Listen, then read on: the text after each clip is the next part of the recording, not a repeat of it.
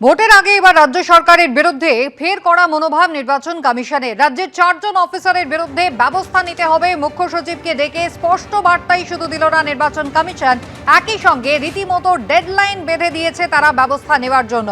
আগামী 17ই ফেব্রুয়ারির মধ্যে এই নিয়ে কমিশনকে রিপোর্ট দিতে হবে রাজ্যকে। বারুইপুর এবং ময়নার দুজন ইআরওর বিরুদ্ধে এফআইআর দায়েরের নির্দেশ কিন্তু আগেই দিয়েছিল গত বছরের অগস্ট মাসে নির্বাচন কমিশন। ফের রাজ্যের এই 4 জন অফিসারের বিরুদ্ধে এফআইআর দায়েরের নির্দেশ দিয়েছে নির্বাচন কমিশন এবং এই নিয়ে কি ব্যবস্থা নিয়েছে রাজ্য সরকার? এফআইআর দায়ের করতেই হবে, তার জন্য একেবারে নির্দিষ্ট সময়সীমা বেঁধে দিয়েছে জাতীয় নির্বাচন কমিশন।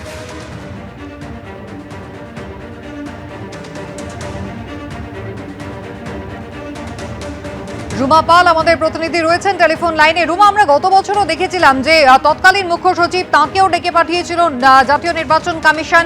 এই 4 জনের বিরুদ্ধেই ব্যবস্থা নিতে বলা হয়েছিল। এখনো পর্যন্ত বছর ঘুরে গিয়েছে, কয়েকদিন পরে ভোটের নির্ঘণ্ট ঘোষণা হবে, এখনো এদের বিরুদ্ধে ব্যবস্থা নেওয়া হয়নি। এবার একেবারে ডেডলাইন বেঁধে দিয়েছে কমিশন। দেখো, জানিয়ে রাখি এর আগেও কিন্তু ডেডলাইন বাঁধা হয়েছিল এবং সেক্ষেত্রে তদানীন্তন যদি মুখ্য সচিব ছিলেন তিনি যখন নির্বাচন কমিশনে গিয়েছিলেন, তারপরেও কিন্তু একাধিকবার নির্বাচন কমিশন জানিয়েছিল যে এই ব্যবস্থা নিতে হবে। সেক্ষেত্রে কিন্তু তারপরে নির্বাচন কমিশন জেলা নির্বাচনী আধিকারিকদেরও বলে যে এই সংশ্লিষ্ট আধিকারিকদের বিরুদ্ধে যে অফিসাররা রয়েছেন ইআরও তাদের বিরুদ্ধে কিন্তু ব্যবস্থা নিতে হবে, কিন্তু তারপরে কোনো ব্যবস্থা গ্রহণ করা হয়নি।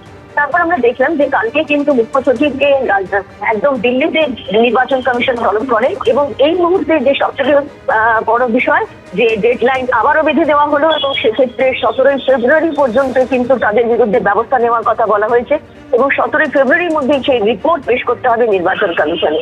এখন দেখার যে এই বিষয়টা নিয়ে কিন্তু এর আগেও আমরা দেখেছি নির্বাচন কমিশন এবং রাজ্যের মধ্যে চাপানুতোর চলেছে এবং নির্বাচন কমিশন বারবার এই বিষয়ে সিদ্ধান্ত নেওয়ার ক্ষেত্রে বা নির্দেশ দিলেও সেক্ষেত্রে রাজ্যের তরফ থেকেও তারা নিজেদের যে বিষয়ে তারা জানিয়েছিলেন এবং সেক্ষেত্রে তারা সাসপেনশন বা ডিসিপ্লিনারি অ্যাকশনের কথা বললেও এফআইআর এর পথে হাঁটেননি।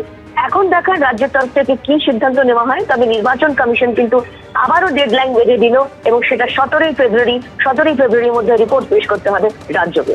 ধন্যবাদ। অন্যদিকে বিজেপির মণ্ডল সভাপতিকে মারধরের অভিযোগ তৃণমূলের বিরুদ্ধে, পাল্টা তৃণমূলের উপপ্রধানকে মারধরের অভিযোগ বিজেপির বিরুদ্ধে। অভিযোগ পাল্টা অভিযোগ ঘিরে দক্ষিণ 24 পরগনার সাতগাছিয়ায় উত্তেজনা। সাতগাছিয়ার ধনচেবেড়িয়াতে পানীয় জল ঘিরে বিবাদের সূত্রপাত হয়। বিজেপির 5 নম্বর মণ্ডল সভাপতি কুশ গায়েনকে মারধরের অভিযোগ। এই মারধরের অভিযোগ উঠেছে তৃণমূলের উপপ্রধান এবং তার অনুগামীদের বিরুদ্ধে। তার ওয়ার্ডে অনেকেই জল পাচ্ছেন না, এমনটাই অভিযোগ বিজেপি মণ্ডল সভাপতি। উপপ্রধানকে এ নিয়ে প্রশ্ন করায় মণ্ডল সভাপতিকে মারধরের অভিযোগ। তৃণমূলের উপপ্রধানকে পাল্টা মারধরের অভিযোগ শাসক দলের। কোথায় কোথায় চোট হয়েছে আপনার? আমার হাতে হয়েছে, বুকেও লেগেছে, শ্বাস নিতে কষ্ট হচ্ছে আমার পেটেও লেগেছে, আমার হাঁটুতেও মেরেছে। কি দিয়ে মারধর করলো? ওরা ফেলে দিয়ে নিজেদের ইচ্ছে মতো মেরে নিয়েছে, আমাকে যেমন খুশি মেরেছে। মানে রাস্তায় ফেলে? রাস্তায় ফেলে। কতজন ছিল? ওরা 4-5 জন ছিল, আমি একা ছিলাম। প্রতিবাদ করাতে কি মারধর? হ্যাঁ, আমি শুধু বলেছি একটা গ্রামে একদিকটা জল যাচ্ছে আর একদিকটা জল যাচ্ছে না কেন, সেটা কি আমাকে বলবে একটু, এটুকুই বলেছি। কে মারধর করলো? উপপ্রধান?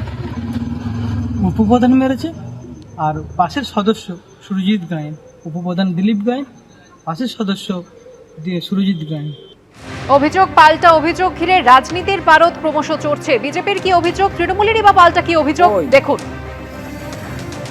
তারা বিজেপির এই বলছে যে জল কেন তৃণমূল থেকে দেওয়া হচ্ছে, বিজেপি থেকে দেওয়া হচ্ছে না, এই ভুল বার্তা মানুষের কাছে পৌঁছাচ্ছে এবং আমরা আমাদের উপপ্রধানের গায়ে হাত দিয়েছে ওই বিজেপির নেতারা, তার জন্য আজকে থানায় কমপ্লেন করা হয়েছে এবং আজকের যারা বিজেপির নেতারা এসে বড় বড় কথা বলছে তাদের কাছে আমার প্রশ্ন, জল মিশনের টাকা বন্ধ কেন, টিএইচির টাকা বন্ধ কেন, পশ্চিমবাংলাকে ভাতে মেরে দেবেন, মানুষকে জলও খেতে দেবেন না।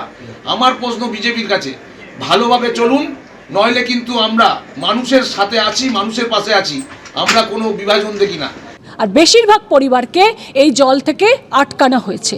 তা মণ্ডল সভাপতি হিসাবে, ওখানকার সাধারণ অভিভাবক হিসাবে, প্রধানমন্ত্রীর জল বিজেপির কার্যকর্তা হিসেবে সে প্রশ্ন করেছিল কেন জল এখনো পর্যন্ত দেওয়া হচ্ছে না।